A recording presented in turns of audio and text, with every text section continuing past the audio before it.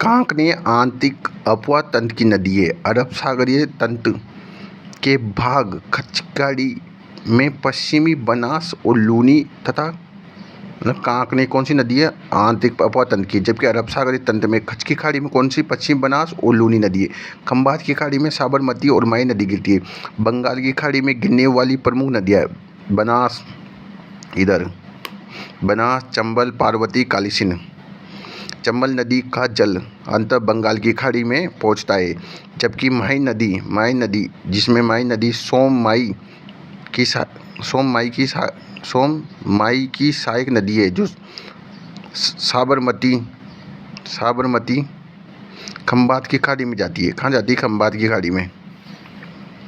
राजस्थान में खारी नाम से 2 नदियाँ हैं, जिनमें से अरब सागर इसका उद्गम स्थल सिरोही जिले के शेर गांव की पहाड़ी से होता है। कहाँ से? शेर से भाई साहब।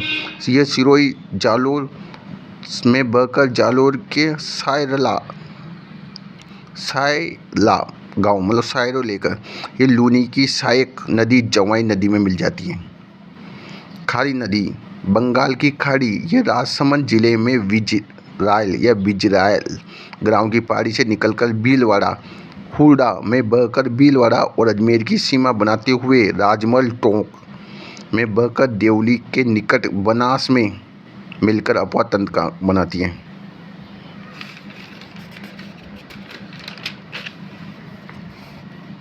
घग्गर नदी, इस नदी को नट नदी, मृत नदी, सोतर याद रखना, सरस्वती नदी, दृश्यवती नदी के नामों से जाना जाए। इसका उद्गम हिमाचल प्रदेश के शिवालिक पहाड़ी कालका माता का मंदिर के पास से होता है।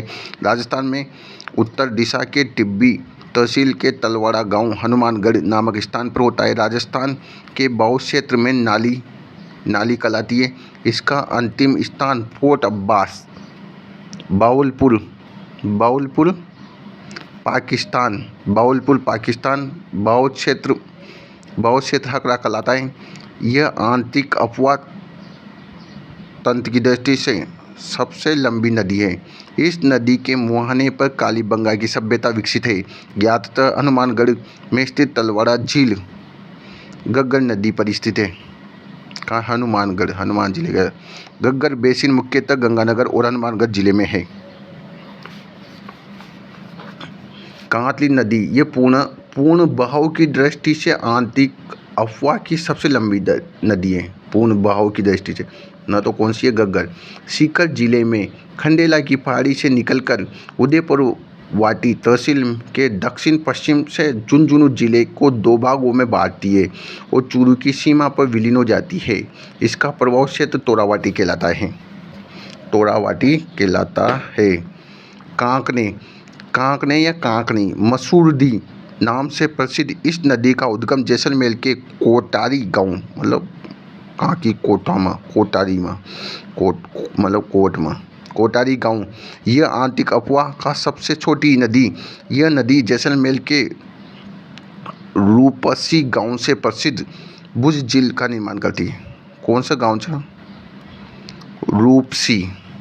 इसकी विलुप्ति स्थल मीठा खाड़ी है।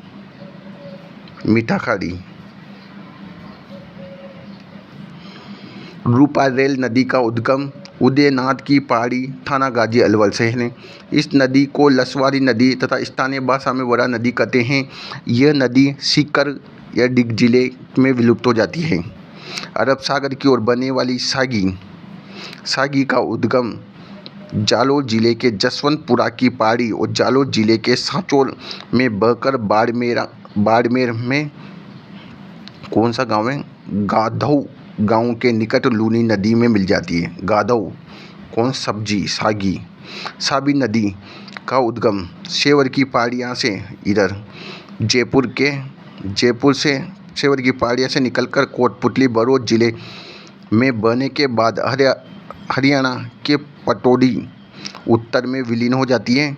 यह नदी मुगल काल में वर्षा ऋतु में विनाश लीला हेतु प्रसिद्ध है। कौन सी? साबी।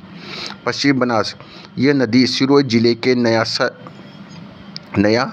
सानवारा गांव के निकट अरावली की पहाड़ी से निकलती है। सिरोही में बहती हुई गुजरात में बनासकांठा जिले में प्रवेश करती है, फिर लिटिल रन मतलब खचके रन में विलुप्त हो जाती है। कहाँ से निकलती है? नया सानवारा गांव के निकट। लूनी नदी राजस्थान में बहने वाली पश्चिमी राजस्थान की सबसे लंबी तथा अरब सागरीय अपवाद तंत्र की नदी अजमेर में आना सागर झील के समीप स्थित नागपाड़ की पहाड़ी से निकलती है। इसका उद्गम स्थल इसको सागरमती या सरगावती कहते हैं। सागरमती या सरगावती कहते हैं। गोविंदगढ़ अजमेर में सरस्वती नामक धारा से निकलने के बाद इसको लूनी नाम से जाना जाता है, गोविंदगढ़ से। ठीक है। पुष्कर के निकट सराकी और सांचौर में रेल और नाड़ा कहते हैं। पुष्कर में क्या बोलते हैं? सारकी। पुष्कर में एकदम सच बोले रेल नाड़ा। इसका जल बालोतरा तक मीठा और बाद में खारा होता है। इसे मीठी खारी नदी, मरुस्थल की गंगा आदि नामों से जाना जाता है। आदि मीठी खारी होता है, मरुस्थल की गंगा के आदि के नाम से। लूनी नदी का उत्तरी क्षेत्र बालू रेत की अधिकता एवं फैलाव के कारण थली रेत कहलाती है। कालिदास ने इस नदी को अंतरसल इलाका है। इसका प्रभाव क्षेत्र गोडवाड़ कहलाता है, गोडवाड़ प्रदेश कहलाता है। लूनी नदी की सहायक नदियाँ क्रमशः लीलड़ी सबसे पहले मिलने वाली, फिर जोजड़ी, लीलड़ी, फिर इधर से जोजड़ी तो अलग है दाएं तरफ से। लीलड़ी, जोजड़ी, गुइया, बांडी, सुगड़ी, मीटड़ी, जवाई, खारी, सागी, सबसे अंत में सागी।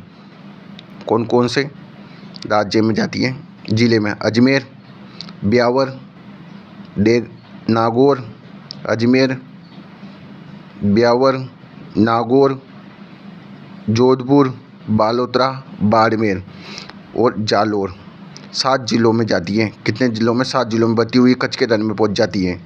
इनका क्रम भी याद रखना। पहले लीलड़ी, जोजड़ी, गुइया, बांडी, सुकड़ी, मीटड़ी, जवाई, खारी, सागी मतलब सब्जी। सबसे बाद लीलड़ी पहले। लीलड़ी, जोजड़ी, गुइया, बांडी, सुगड़ी, मीटड़ी, जवाई, खारी, सब सागी, जवाई, खारी, जवाई ने खारी खाली सब्जी के साथ, और ये बांडी सूखी च और मीठी च मीठी, लीलड़ी च, जोड़ी च, गुइया च।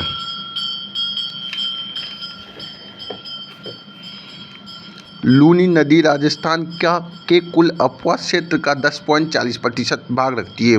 10.40।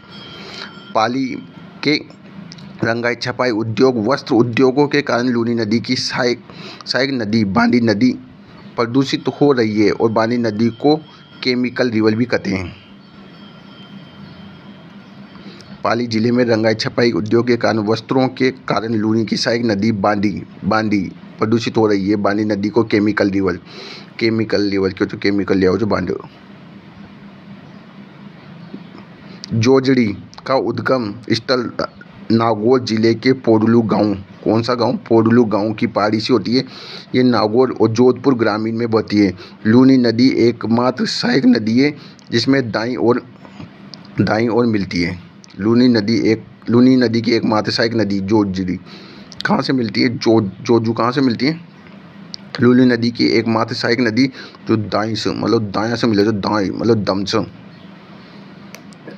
जिसका उद्गम अरावली की पहाड़ी से नहीं होता है। लूनी की अन्य सभी सहायक नदियों का उद्गम अरावली की पहाड़ी से होता है।